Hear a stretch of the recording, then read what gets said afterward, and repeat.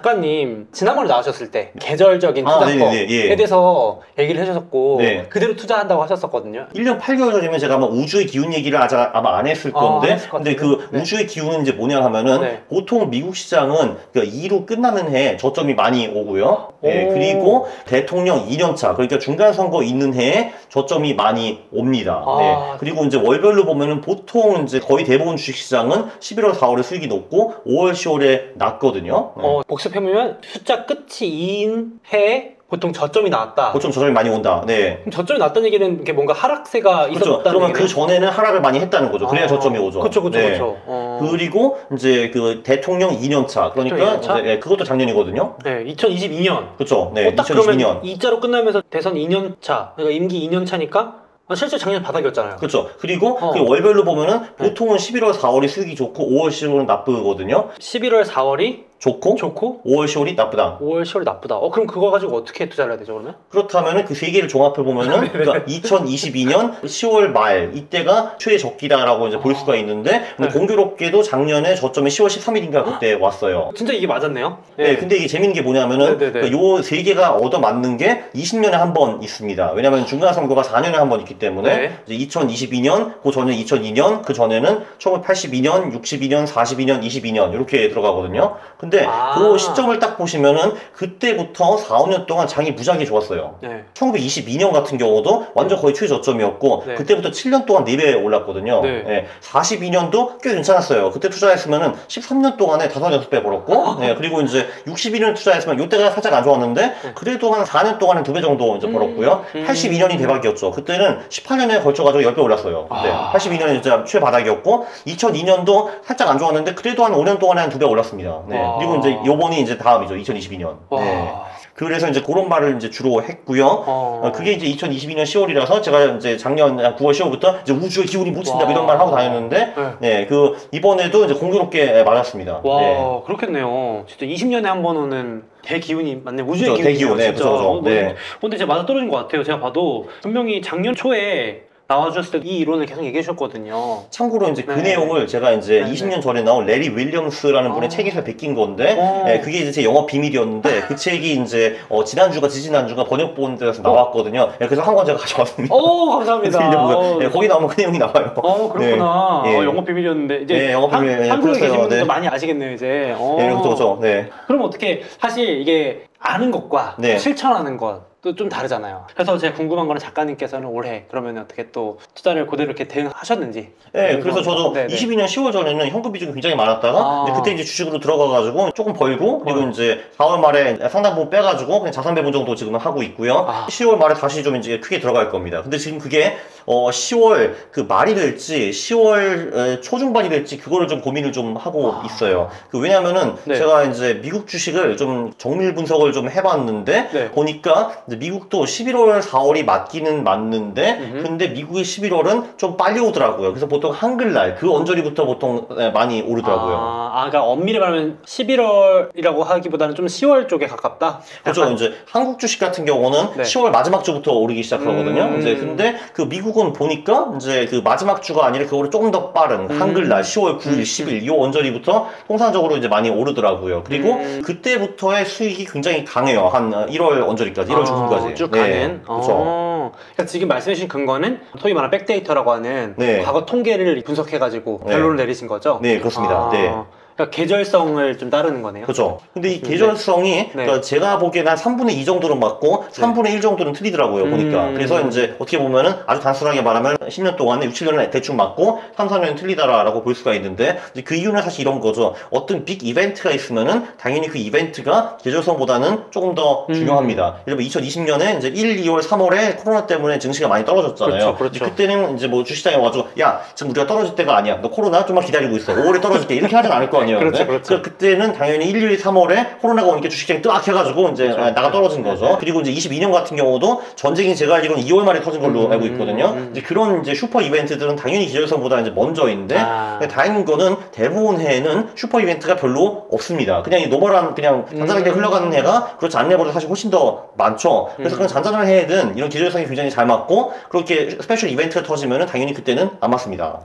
이해했어요. 그러니까 정말 코로나나 뭐 러시아 우크라이나 우크라이나 전쟁 같은 빅 오브 빅 이벤트가 네. 계절성을 좀 망칠 수 있는데 그렇죠. 보통은 뭐 매년 전쟁이 나는 것도 아니고 매년 코로나 오는 것도 아니니까 그때는 웬만하면 이런 계절성이 통계적인 분석이 잘 맞아떨어지는 편이다. 그렇죠. 그리고 우리는 사실 투자를 할 때 당연히 일단 빅 이벤트가 없는 거를 가정을 하고 투자를 하는 것이 이제 맞는 거잖아요. 그쵸. 왜냐하면 여기서 빅 이벤트는 그냥 누구나 다 아는, 예를 들면 페드가 뭐 금리를 6%까지 올리네 이런 거는 빅 이벤트가 아니거든요. 그러니까 제가 말하는 빅 이벤트는 정말 아무도 못 보는 거. 이제 뭐 코로나는 그 1년 전에 아무도 예측하지 못했을 거고 러우 전쟁도 사실 마찬가지거든요. 물론 이제 몇몇 전문가들은 말을 했겠지만 사실 아무도 모르잖아요. 사실 그거. 그렇죠. 언제 날지도 모르고. 그렇죠. 그게 정확히 시점까지 맞춘다는 거는 어려운 얘기니까. 그래서 우리는 투자를 할 때는 그 빅 이벤트가 이제 없는 거를 가정하고 이제 계절성을 보고 이제 투자를 하는 거죠.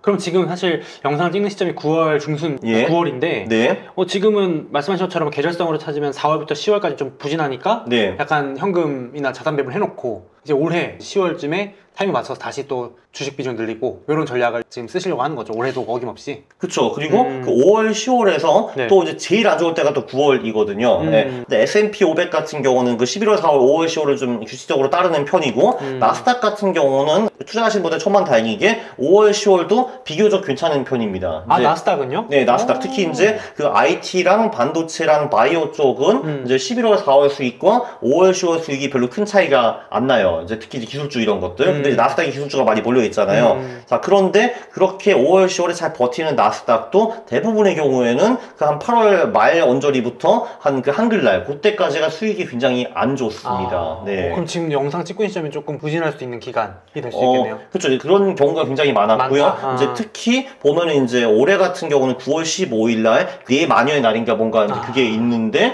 이제 보통 그 날부터 그 다음 주 다다음 주까지가 보통 수익이 별로 좀 안 좋습니다. 그래서 저는 나스닥을 장기적으로는 긍정적으로 보는데도 불구하고 일단 9월에는 숏을 쳤고요. 그래서 한글날 정도까지 유지하다가 그 포지션을 청산을 할 겁니다. 딱딱 계획적으로 하시는군요. 저는 이제 장기적으로 좋게 봐도 일단 뭐 한 달 동안에는 뭐 그거 먹으면 되니까 라고 생각을 하는 거고, 물론 제가 이번에 당연히 틀릴 수가 있고요. 그래서 이제 그 7월 19일인가 그때 나스닥이 고점을 찍었는데 만약에 9월에 그 제가 틀렸고 나스닥이 그 고점을 다시 재돌파한다면은 저는 손절하고 나갈 겁니다. 그럼 저는 4% 정도 손실을 보겠죠. 그 계획까지. 그렇죠. 사실 이게 항상 맞을 수는 없잖아요. 이게. 많이 틀립니다. 많이 틀려요. 근데 틀렸다고 판단할 때는 빠르게 이제 받아들이는 편인가요? 인정하는 편인가요? 네, 저는 인정은 굉장히 빨리 하는 편이고요. 이게 당연히 내려가야 되는데 신고점을 뚫었다라는 거는 이제 제가 틀렸다는 게 명백히 증명이 된 거니까 오케이 됐다 하면서 그때는 청산을 할 거고요. 그럼 제가 4% 정도 잃을 겁니다 그때. 그것까지. 쉽게 말하면 최대 손절 그 율까지 정해놓은 거네요. 그죠. 이미 다 정해놨죠. 근데 만약에 제가 옳다고 하면은 한글날 언저리 청산을 하고 이제 끝나는 거죠. 알겠습니다. 그러면 그 와중에도 물론 이제 이런 과거 데이터 기반으로 결정을 하시지만 그래도 앞으로 좀 미국의 3분기 GDP 성장률, 10년물 미국채 금리, 우리 많이 보는 미국 장기 금리가 올해 남은 기간 동안에 주요 변수가 될 수 있다 하셨는데 요거는 이유가 뭔가요 그러면? 보니까 그 미국 시장이 11월 4월에 전반적으로 수익이 굉장히 좋은 거는 맞는데 근데 그 보면은 이게 그 10월 10일인가 15일인가 그 언저리에 미국의 그 3분기 GDP 데이터가 나오거든요. 그 데이터가 긍정적이잖아요. 그리고 그 1년 전 대비 10년 차 이제 금리가 올랐네 내렸나를 봐가지고 내렸다라고 하면은 향후 11월 4월 수익이 더 좋아지더라고요. 그러니까 요약을 하면 은 11월 4월은 그 미국 경제가 좋든 나쁘든 그 그럭저럭 수익은 굉장히 좋기는 한데 근데 기왕이면은 3분기 GDP가 잘 나오고 그리고 1년 전 대비 채권 금리가 떨어졌으면은 더 좋더라라는 겁니다. 근데 이게 보통 GDP 성장률이 오른다 그러면 경기가 좋다는 거니까 장기 금리도 미국의 체력을 대변하는 금리도 오를 수도 있잖아요. 그죠. 그게 항상 논리처럼 되는 건 아니지만 근데 어쨌든 과거 기준으로서는 경제는 좋은데 금리는 내려가지면 베스트다. 그렇죠. 이제 한마디로 11월 4월이 오고 그 두 개 팩터까지 우리한테 도움을 준다고 하면은 더 좋다. 그러면은 이제 미국 시장에 조금 더 세게 베팅할 수 있다. 이런 얘기입니다. 이해했습니다. 그래서 주요 변수다. 근데 그렇다고 해서 이제 GDP가 떨어지고 이제 최고금리가 올라간다고 해서 11월 4월 수익이 크게 나쁘다. 이런 것도 아니에요. 보면은 이제 그래도 괜찮기는 하는데 근데 기왕이면은 GDP도 좋고 채권금리도 떨어지면 더 좋다. 좋다라는 겁니다. 이해했습니다.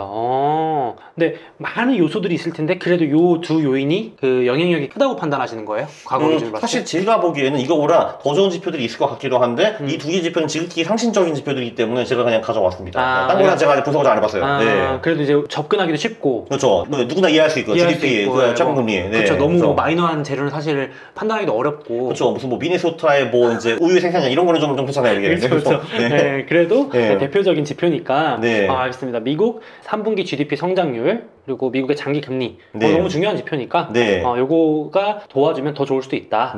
알겠습니다.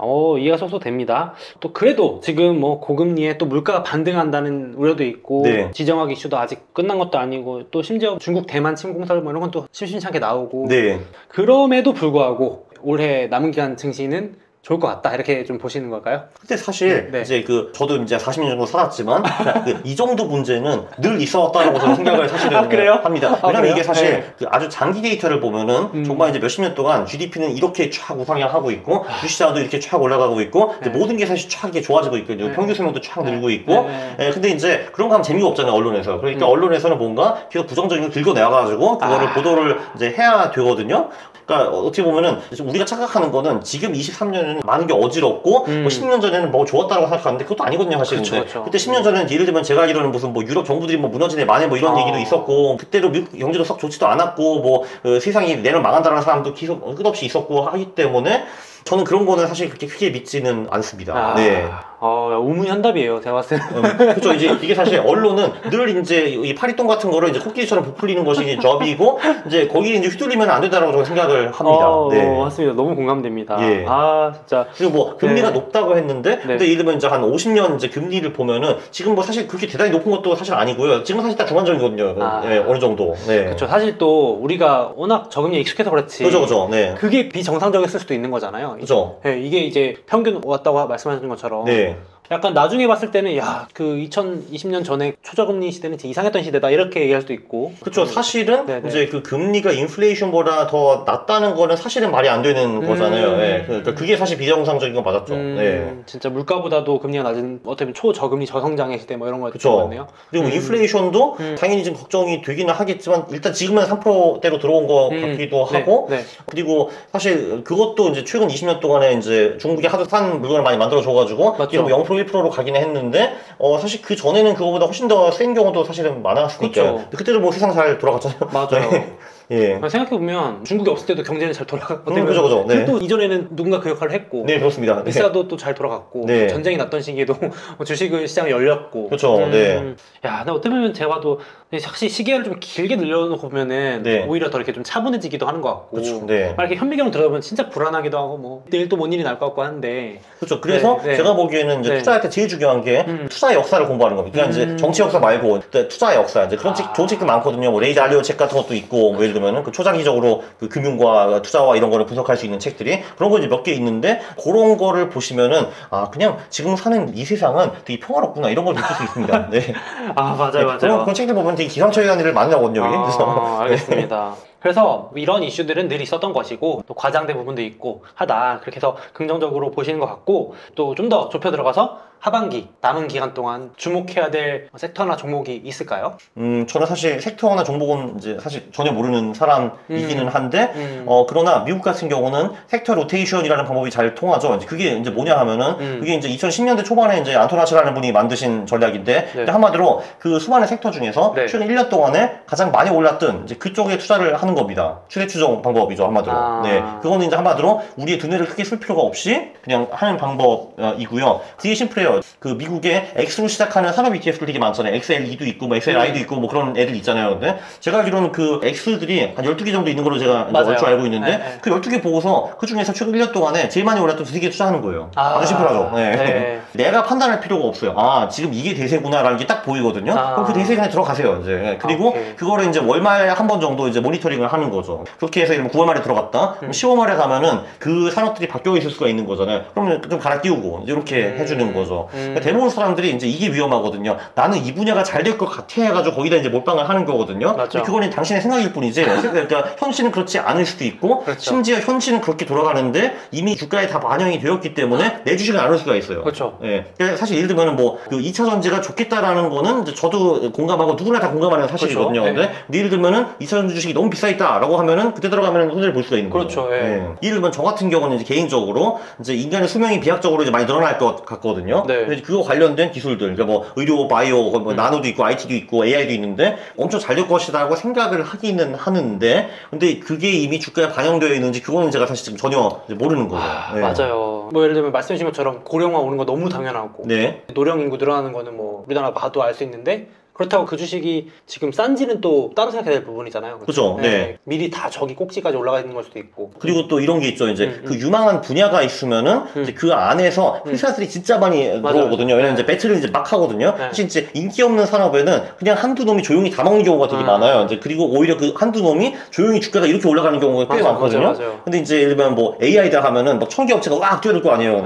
그 중에서 3개 살아남겠죠. 나머지 997개는 어디 사라져 버리고. 그렇죠. 네. 근데 내가 그 997개 투자했으면은 내 돈이 마이너스 100%가 될 수 있습니다. AI가 엄청나게 잘 나간다 하더라고요. 네. 요거 이제 워렌 버핏이 하는 소리예요. 참고로 요거 제가 버크셔 가서 그러니까요. 한번 언급하려고 했는데 네. 아니 버크셔에서 주총 갔다 오신 거예요? 네, 갔다 왔어요. 언제 네. 가셨어요? 올해요. 올해요? 2023년? 올해. 네, 네. 와, 너무 좋으셨겠다. 근데 이 워렌 버핏이 이제 2000년에 이제 무슨 말을 했냐 하면은 그때 이제 그 당시에 이제 인터넷 버블이 엄청 핫했으니까 IT 버스트 앞에서 이런 말을 했대요. 야, 100년 전에 자동차가 이제 새로운 핫한 아이템이었는데 그 당시에 무슨 뭐 미국 자동차 회사가 2000개가 있었대요. 예. 근데 그 중에서 지금 3개가 살아남았대 얘들아. 그리고 그 3개 중에서 이제 또 20년 지났잖아요. 보니까 이제 그 3개 중에서 한 번씩은 파산을 했고, 그리고 크라이슬러 같은 경우나 해외 헐떡에 팔렸잖아요. 그렇죠. 예. 그리고 이제 GM도 한번 파산했고, 이제 유일하게 남아있는 게 포드밖에 하나밖에 없더라고요. 그래서 이거 보니까 되게 무섭더라고요. 아니, 자동차는 100년 전에, 그러니까 지금 AI랑 비슷한 역할을 했을 거 아니에요? 그러니까 사회를 이렇게 트랜스포밍 하는 이제 그런 기술이었는데, 근데 그 2000개 기업 중에서 딱 하나 살아남았어요. 포드만. 그래서 이게 이제 무섭더라고요. 무섭네요, 진짜 그렇게 보니까. 네. 그러니까 이제 예를 들면 이제 AI라든지 나노로 기술이라든지 뭐 양자 컴퓨팅이라든지 이제 이런 기술에 많은 업체들이 있을 텐데 어떤 업체들이 살아남는지 우리가 평가하기가 되게 어렵다라는 거고, 그래서 저는 그냥 최선의 방법은 그냥 최근 1년 동안에 잘라도 거기 오래 타자 이겁니다. 네.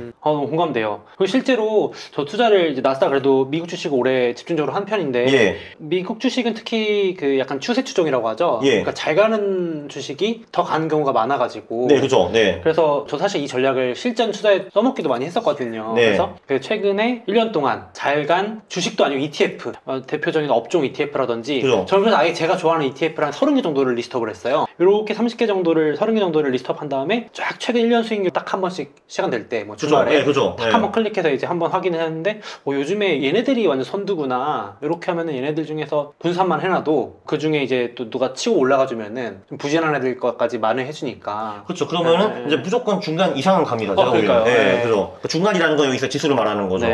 그 X라고 시작하는 ETF들은 이제 엄청 좀 브로드하기는 하더라고요. 맞아요. 10개가 있고 다 이제 AUM이 몇백억 불은 되더라고요, 보니까. 그죠. 근데 이제 저는 사실 이 스페셜티 ETF들은 잘 모르는데 그것도 엄청 많을 거라고 생각을 합니다. 그렇죠. 하위에 ETF만 이렇게 예를 들어서 바이오면 또 바이오가 아니라 그 안에 뭐 바이오 장비도 있을 수 있고 이렇게 제약 바이오 따로 있을 수 있으니까 미국 증시 ETF 워낙 많으니까 그런 식으로도 참고해 보셔도 되겠네요. 네, 그렇죠. 알겠습니다. 그렇죠. 거기서 이제 본인이 어느 정도 유망하다는 거를 이제 진짜 30개, 40개 이제 모은 다음에 그 엑셀표에 정리하면 될 것 같은데요. 그렇죠, 그렇죠. 그것도 방법이 될 것 같습니다. 그러면 확실히 어떤 하나를 딱 지금 찍기보다는 한번 그렇게 수익을 확인해 보시고 참고해 보셔도 좋을 것 같고요, 전략에. 그리고 그러면 좀 더 구체적으로 현재 투자금 딱 1000만 원 있다. 구독자님께서 정말 있으면 어떻게 좀 배분하면 좋을까요? 올해, 내년 이후까지 한다면. 지금 여기 찍는 게 9월 13일이고 이제 올라가는 게 보면 9월 말일 테니까 토익 그 한글날이 조만간 오고 있네요. 옵니다. 그래서 지금은 제가 주식 비중이 굉장히 낮은데 이제 한글날 또는 늦어도 10월 말에는 제가 주식 비중을 완전히 이제 많이 늘릴 거거든요. 그때는 제가 주식 비중을 지금 50으로 할까 60으로 갈까 이제 좀 고민을 좀 하고 있고요. 그래서 아마 이제 반반 정도 나누겠죠. 미국, 한국 이렇게 나눌 것 같고 그리고 나머지는 채권, 금 뭐 이런 식으로 갈 것 같습니다. 그럼 그냥 달러화를 그냥 보유하고 있을지 그것도 좀 고민하고 있어요. 그럼 정리해보면 예를 들어 1000만 원이 있으면 500만 원에서 600만 원 정도는 주식에 넣을 건데 그 반반은 미국 주식이나 한국 주식 반반 정도? 예. 그럼 코스피 ETF 보통 아니요, 그런 걸 안 하고 네. 제가 늘 하는 이제 소형주 컨트롤 하기도 있죠. 기본적으로 한국도 그렇고 미국도 그렇고 시가총액이 낮은 소형주들의 수익이 대형주보다 수익이 훨씬 높거든요. 월등히 높은 정도라서 저는 주로 이제 대형주는 투자를 이제 많이 안 하는 편이고 그리고 그 소형주 중에서 근데 좀 쓰레기 같은 소형주들이 많으니까 그거를 이제 또 쳐내줘야 되거든요. 이제 어떻게 치냐하면은 일단 관리 종목이랑 이제 적자 종목 이런 거를 빼도 일단 그 정도만 해도 이제 우리가 말하는 그 쓰레기 소형주의 90% 이상은 이제 걸러지게 됩니다. 그렇죠. 그럼 이제 나머지 놈들 중에서 저평가되고 최근 분기 성장률이 높은 애들을 위주로 이제 투자를 하는 거죠. 네. 기준을 가지고 그렇죠. 소위 말하면 재무 분석을 하셔가지고 그렇죠. 필터링을 해서 나가 해서 남은 애들을 가지고 분산을 하는 거예요. 그렇죠. 이제 물론 재무 분석은 제가 하지는 않고 소프트웨어가 다 이제 해줍니다. 어차피 해주니까. 네. 그렇죠. 미국도 아마 거의 똑같이 투자할 것 같고요. 그렇죠, 미국 소형주 쪽으로. 네. 그러니까 진짜 나는 이 종목이 뭐 유망해 좋아 이런 개념이 아니라 퀀트니까 숫자 기반으로 본다고 보여지는 거네요. 그렇죠. 그래서 제가 기업을 추가 분석할 생각은 없고요. 그러나 이제 그 기업의 최근 분기 실적이 굉장히 좋고 그리고 이제 퍼나 PBR가 낮고 그러면은 이 기업이 실제로 유망한 성장 가치주일 가능성이 꽤 있는 거죠. 네. 그래서 이제 그런 애들을 20개 포함하면은 그 중에서 몇 개는 꽝이 될 거예요, 분명히. 근데 그 중에서 실제로 그 시장에서 성장 가치주를 인정받아가지고 가격이 오른 친구들도 종종이 아니라 꽤 나옵니다. 그래서 전체 포트폴리오는 우상향 가능성이 높다라는 거죠. 이해했습니다. 네. 예를 들면 이제 20개를 엄선해가지고 숫자 기반으로 투자를 했지만 그 와중에도 다 성공하는 건 아니잖아요. 당연히 아니죠. 당연히 아니죠. 근데 몇 개 종목이 치고 올라가줘가지고 그렇죠. 만회해준다. 전체적인 포트폴리오를 우상향을 끌어준다. 그렇죠. 제가 이제 고민해본 거는 그럼 왜 소형주가 대형주보다 수익이 높으냐라고 보면은 이게 20개 종목이 있으면은 늘 비슷한 패턴입니다. 한두 개, 세 개 놈이 엄청 많이 올라주고 나머지 애들은 다 거기서 거기거든요. 근데 안타깝게도 제 실력으로는 그 두세 개를 뽑아서 투자할 수는 없습니다. 제가 그 실력은 안 되기 때문에 20개를 샀는데 그럼 이제 중요한 거는 그 많이 올라가는 한두 세 개 놈이 몇 프로 올라가느냐라는 건데 대형주 같은 경우는 얘가 많이 올라도 50% 100% 이상 올라가기가 좀 어렵잖아요. 어렵죠. 1년 내에. 그렇죠. 그렇죠. 근데 소형주 같은 경우는 진짜 얘들이 가끔 300% 500% 1000% 올라갈 수가 있어요. 그래서 이제 거기서 제가 보기에는 소형주 포트폴리오와 대형주 포트폴리오의 결정적인 차이가 발생하는 것 같아요. 그럼 사실 이제 예를 들면은 우리가 지금 다 아는 빅테크 기업들도 옛날에는 다 조그만 지렁이 기업들이었잖아요. 그쵸, 이게 그러니까 시가총액이 진짜 뭐 몇천만 불, 몇억 불 하다가 지금 몇천억 불 간 거잖아요. 근데 걔네들도 이렇게 옛날에는 소형주였다라는 거죠. 근데 이제 퀀트로 투자를 하다 보면은 가끔 이제 그런 애들이 걸린다는 건데 근데 그런 애들을 많이 엮을 필요도 없다는 거죠. 가끔 엮거는 얘가 이제 가주면은 이제 전체 포트폴리오가 살아나는 거죠. 그렇죠. 효자 종목이라고 하죠. 그렇죠. 아주 하드 캐리해주는 종목이 그렇습니다. 나온다. 네.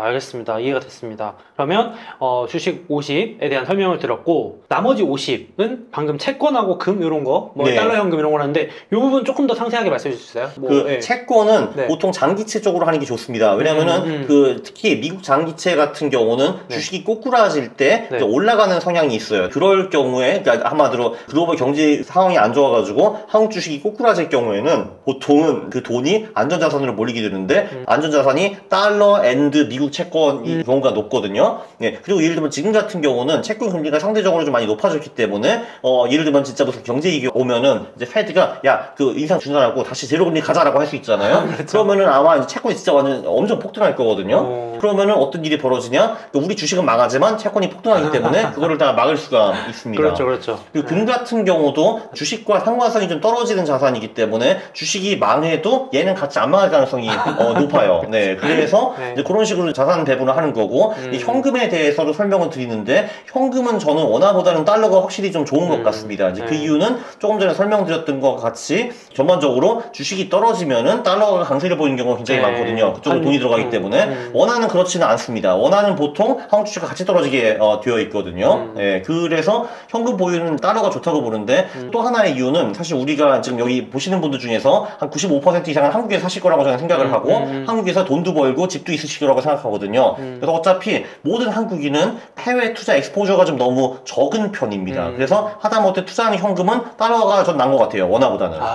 맞아요. 진짜. 저도 어차피 한국에서 직업 활동을 하고 있어요. 그죠. 돈도 여기서 벌고.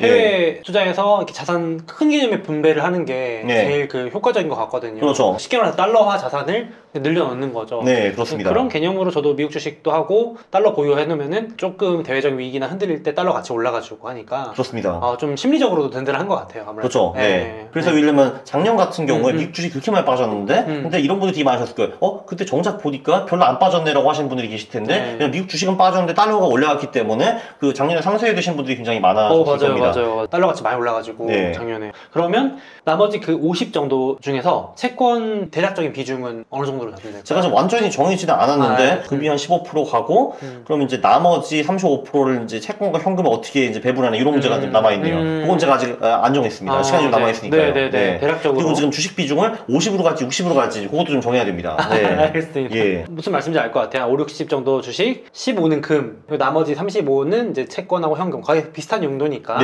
그렇게 현금은 달러 현금을 말씀하시는 거고. 그렇죠. 그리고 코인도 조금 하고 있습니다. 지금. 코인도. 코인은 그러면 그 약간 비중이 완전 다른가요? 코인 같은 경우는 이제 내년에 반감기가 오기 때문에 통상적으로 반감기에서 12에서 18개월 후에 코인의 최고점이 오는 경우가 굉장히 많더라고요. 그럼 이제 25년이 될 텐데 그래서 지금 서서히 들어가고 있고요. 그러니까 저 같은 경우는 물타기나 그런 거는 안 하고 들어간 시점에서 그 고점을 계속 뚫을 때마다 추가 투자하는 방식으로 그러니까 애드락 방법으로 들어가는데 이제 제가 1차 매수한 후에 가격이 별로 안 오르고 있기 때문에 2차 매수는 계속 그냥 기회를 기다리고 있습니다. 근데 진짜 여담이지만 반대로 이렇게 물타기 전략이 아니라 불타기 전략으로 가는 거예요? 저는 물타기 절대 안 합니다. 절대 안 해요? 그래서 왜냐면 들어가는 시점보다 많이 빠졌다는 건 뭔가 이제 판단 미스라던가 잘못되고 있는 거니까. 그렇죠. 정말 잘못된 거죠. 그렇죠. 맞습니다. 그래서 오늘은 강한국 작가님 모시고 아주 흥미로운 투자 전략들, 또 실전적인 투자 팁들 많이 알아봤습니다. 그래서 조금 더 궁금하신 분들은 작가님 유튜브 채널에 좋은 영상들 많이 올라오거든요. 제가 댓글하고 더보기에 링크 남겨놓을 테니까 한번 놀러 가보시면 좋을 것 같습니다. 오늘 나와주셔서 감사합니다. 감사합니다. 네.